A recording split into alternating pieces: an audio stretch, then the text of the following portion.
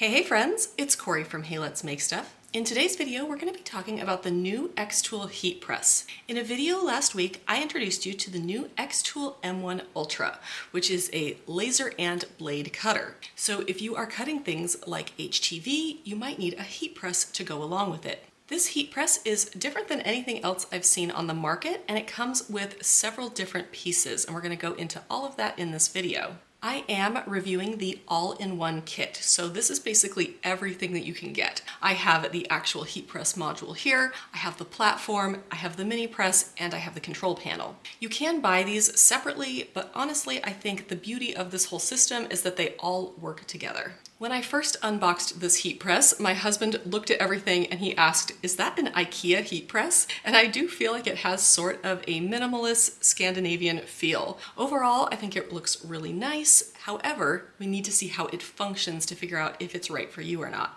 So like I said, there are four sort of components to this heat press. The main piece is this handheld heat press here. We're calling this the Smart Press. Then you can turn this into a traditional heat press using this platform. They also have an xTool mini press, and then they have a control panel which works with the whole system. When you buy the Smart Press, you also get this nice mat. So this is a little bit more firm than the Cricut Easy Press mat, and I actually really like that. A firmer mat works better if you're doing something like sublimation or DTF prints, so I actually really do like this more than I like the Cricut Easy Press mat. It still isn't as solid as the wool mat that I use in some of my other videos, but it should work for most projects. Let's take a look at all of these components individually and let's see how they work together. So we're going to start with the Smart Press. So this is basically like any other handheld press that you might find on the market. It has two handles here, it has a safety base, but you'll notice that it has no controls. All of the controls are actually done in this box here. The Smart Press is 12 inches across by 10 inches deep, and it's a great size for most projects. That mat that I mentioned before is just slightly larger than this press, meaning they work really well together. Using the press is very easy. So there is a detachable plug here on the back. You'll plug it in. And then in the back, there is this little receiver. So there is some sort of Wi-Fi magic, I'm not sure, inside this little receiver. And you plug it into the back of your machine, and that allows you to use it with the control box. There's no way to use this machine without the control box. They are connected. So I do wish this receiver was built into the actual machine because this is kind of small and my craft room is a disaster right now. And while there's no real reason to take this out of this machine, it does feel like a part that could get lost pretty easily. I will be going into how to use that control panel here in just a minute. You will set your time and temperature on the little machine here. You can press the round button to start it. I'll go more in how to use the control panel and pair it with this machine just a bit in this video. But first, let's talk about the Smart Press platform. So basically, you're going to turn this handheld press into a traditional press, which gives you two different options depending on what project you want to make. There is a very small amount of setup when you get this out of the box. I think I had to install 4 screws. It was very easy and I was done in under 5 minutes. To install the Smart Press into the platform here is very easy. On top of the Smart Press, there is a little cover, and there's a very hard to see arrow, but if you push on that arrow, it actually allows you to take that cover off really easily. Then we're going to attach this black bracket. This attaches with 4 screws, again, really easy. So I just have my Allen wrench here. I'm going to put the screws in, and I'm going to attach it to the top of the press here. Once you have that bracket attached, you can then attach your Smart Press to the platform. So I am going to remove the mat, makes it easier. And now normally I wouldn't be sort of at this angle when I was, putting this all together, so it's going to be a little bit awkward. But if you're using this press from, straight on like you would normally, it's actually very easy. So you want to make sure that the cord is in the back, and then you're going to just slide it into this bracket here. Now you can slide it part way, but there is an extra little bit that you want to make sure that you get it all the way on. And that's it. That's all the installation that is required. There is a tiny place for the cord in the back. So I usually wrap the cord here and I'll put it just on the back of the column here, sort of just to keep the cord controlled. Now let's look at the platform with the press. So this looks more like a traditional heat press. You have your handle up here on the top for pressing down, and you have on the column an adjustment knob so that you can adjust the pressure. One of the things I really like about this adjustment system is they've put a little graphic so that you can see which way you need to turn the knob for more or less pressure. So if you want to lower the plate and give more pressure, you turn it clockwise, and if you want to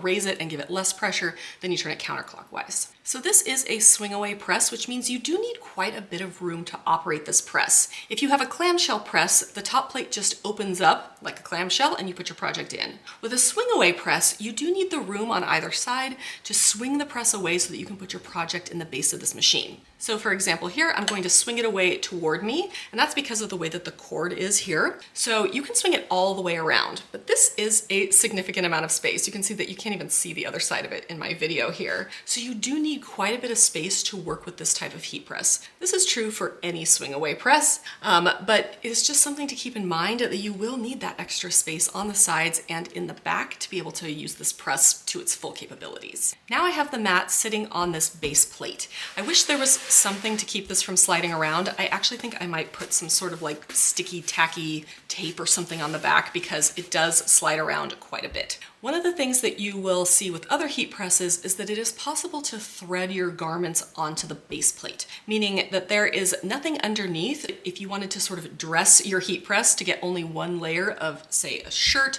onto the mat here, you can put the other layer of the shirt underneath. Because this machine has these little feet on the bottom, you cannot thread garments onto this heat press. It's just something to keep in mind. You can definitely press most projects with both layers on top, but there are some projects that work better threaded, so that might make your decision about this heat press. And again, this whole thing is controlled by this little control panel, which I will go into in just a minute. But before we do that, let's talk about the mini press. So this is basically similar to a Cricut Easy Press with one big difference that I really like. You can control it using 3 buttons on the front for low, medium, and high. However, you can also plug in one of those little receiver boxes into the back here. So one of those little receiver boxes, just plug it in, and then you can control the mini press using this control panel. And one of the really nice things here is that you can set a time, which you can't do with a normal Easy Press, and you can also set a temperature. So for example, I actually really like using my Cricut Easy Press Mini to fuse perler beads. It's totally a different type of craft that I don't talk about on here, but my boys make tons of perler bead creations, and I've found that that Easy Press Mini is brilliant for sort of fusing all of those beads together. However, my ideal temperature would be somewhere between the medium and high settings. The medium setting just takes me a long time to fuse them together. The high setting is good, but sometimes it melts the beads too quickly. So using this mini press, I can actually set the ideal temperature that I want. So I think the Easy Press Mini, the medium setting is like around 325 and the high setting is closer to 400. I think 360 would be the best for melting perler beads. So I can actually set that using this control panel, and I can get much more control over the temperature I'm using to fuse those perler beads. There are a lot of projects that may need certain temperatures, and using this control panel just makes it so much easier to dial in the exact temperature that you need. All right, now let's talk about this control panel. So to start, there is some controls here on the back. There is an on button. Mine came charged, so I can just turn it on. There is also a button for Celsius or Fahrenheit, depending on which system you use. This is fully wireless, which is awesome, so I can set it wherever I need it on my table. I'm not, sort of connected by a cord. You will need to charge it when it runs out of batteries. There's a USB charger in the back, and there is a little battery icon so you can see if it's getting time to charge it. Now we need to see how we can get either this machine or this machine to talk to our little controller. And this is pretty easy, so I'm actually gonna move this around here so I can see the back. So when you plug that receiver into the back of the machine, whether it is the Smart Press or the little mini press, you're gonna see that it has a blue light, and that means that it's on and getting ready to pair. On that receiver, there is a tiny button, and we're gonna hold it for 3 seconds. Once you do that, that blue light will start blinking. Then we can go ahead and pair it to our control panel by holding down the round button here on the front for another 3 seconds. All right, so you can see, well, I'm not sure if you can see, but there is a little button that shows like 2 little overlapping boxes that shows that it is now paired. Once you have it paired, the blue light on the receiver will sort of blink slowly, and you'll see that little icon. And now we can use the control panel with this press. We will need to unpair it by taking the receiver out and repair it with this machine if we want to use the little mini press. So you will need to swap back and forth depending on what you're using. Setting the control panel is very easy if you've ever used anything that looks like this. You'll use the knob here to select the temperature, and then you'll use the second knob here to select the time. To start the countdown, you will need to press this button. So many heat presses, when you close the heat press, it will automatically start the timer. This doesn't connect like that, so you will need to press the button to start that timer. There are also presets. xTool has installed, I think, 4 presets for common materials here, and you can cycle through those by pressing this button with the 3 dots on it. You can also set your own presets. Say you have something you use a lot and it's not one of their presets, you can set the time and temperature and then hold down this button and it will replace the preset. That way you can always access the presets that you need for the projects that you're going to make. So those are sort of the 4 components of this heat press. I have used it some, I have not used it extensively like I have some of my other heat presses, and I have some pros and cons. First, let's talk about the pros. So this is an incredibly versatile heat press. Obviously, you can use it in 3 different ways. You can use it as a traditional heat press, you can take this off, use it as a handheld heat press, and you can use the mini press. It takes up a lot less room than if you had both of these machines separately. When you're using just the Smart Press, I actually really like that it has 2 handles. It makes it easier to get that sort of firm, even pressure you need for most projects, as opposed to that center handle that most handheld heat presses have. This is particularly important with sublimation, DTF, white toner printing, some of those things that really require that firm, even pressure. And then if you're using the stand, there's no need to apply any pressure because the heat press will apply it for you. Again, you just adjust this knob and you set your heat press to work, you press the button to start the timer. Then you can go about your business. You can do whatever else you'd like while it's pressing. This is especially helpful if you're pressing something that has a long pressing time. So let's say you're making ceramic coasters. Each of those has a 4-minute pressing time. Do I want to sit here with a handheld press for 4 minutes for each of my coasters? Not really. Having the sort of platform to put that Smart Press on really helps free up basically your arms to do other things. I like this little control panel. It's very easy to set and very easy to work. I like that it's wireless. I have a couple other machines that have a wired version of this, and every time I go to move the machine, I forget it's connected and basically the wire swings and this thing goes everywhere. Having it be wireless means I can use it wherever I want and I'm not gonna go knocking it around in my craft room. I really love that this little mini press can be controlled with this control panel. Honestly, that might be my favorite thing about this whole setup. I love that I can choose both my time and my temperature for this little mini press. I haven't seen that from any other mini press, and I think it's really, really wonderful for getting those exact time and temperature you need for certain projects. Something small that I really like, I like that you can detach the cord off this Smart Press. I have several other handheld presses and the cord is attached to all of them. Honestly, they're just a little bit hard to store. So the fact that I can take this cord off, wrap it up, and set it separately instead of having to sort of wrap it around the machine is really nice. And then finally, it's really affordable. To get everything is only $299, and you get basically 3 types of heat presses in one.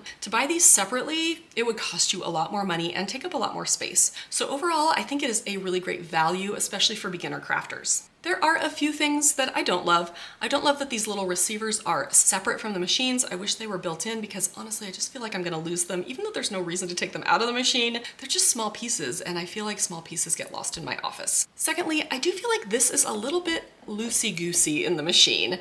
I think there's probably a reason for it, but for me, I want my heat press to feel extremely sturdy. And having this be able to move around and have a little bit of play in there just makes me a little bit nervous. I don't think it's gonna be a problem, and it hasn't been a problem with any of the projects that I tried to make with it. However, it just is a little bit weird that it is not quite seated in there in a way that I would like. Then, like I said, you're not able to thread your projects onto the base plate here because of these feet. And then if I swing this out of the way, you'll see, can you see? Hopefully you can see this. There is not a lot of room between basically the top of this bottom plate and the column of the heat press, which means that if you're trying to press something like a hoodie that has like a lot of bulk at the top, you're not gonna be able to really fit it up here. You can flip it around and press it upside down so that the hood of your hoodie is outside the press here. But if you are trying to press, triple XL shirts or something like that, you may have an issue with the amount of fabric that you can sort of squish in between the back of this base plate and the column. And then finally, you may have issues with high pressure projects. So HTV was fine, sublimation was fine, I even did a DTF print that turned out fine, but I tried a white toner print, and I tried the process to marry that white toner print that came out of my printer with the adhesive sheet, and you really do need sort of heavy pressure for that, and I found that it just didn't stick very well like I needed to. I will be doing a video later this week actually on how to use a white toner printer, so if that makes no sense, don't worry about it. But basically you do do need sort of this heavy pressure to complete that adhesive marrying process. I did not find this worked very well for that. I was also talking to my friend Angie Holden, and she tried doing puff in this, and for puff you'd need very heavy pressure, and she was not able to get a really great puff project out of her heat press. So if you're looking to do things that need super heavy pressure, white toner prints, puff, maybe even things like sublimation slates, this might not be the heat press for you. So overall, I think this is a really great heat press for beginners. If you don't have another heat press and you're looking between getting a traditional heat press and a handheld heat press, this is a pretty good option. If you are looking for something that is more professional, if you want to start a small business, if you want something that you can make projects more quickly with, I'm not sure this is the press for you. In that case, I would probably upgrade to a clamshell press, maybe even something with an auto open feature so that you can move more quickly. Having to swing this away just slows you down a little bit, so if you want to make a lot of projects, this one's probably not for you and you'll want to get a clamshell press. And that is my review of the new xTool heat press. If you have any questions about this heat press, of course, please leave those down in the comments and I would be happy to answer them. Follow my channel for more heat press, xTool, DTF, white toner, Cricut, sublimation, all sorts of machine content. I'll see you next time.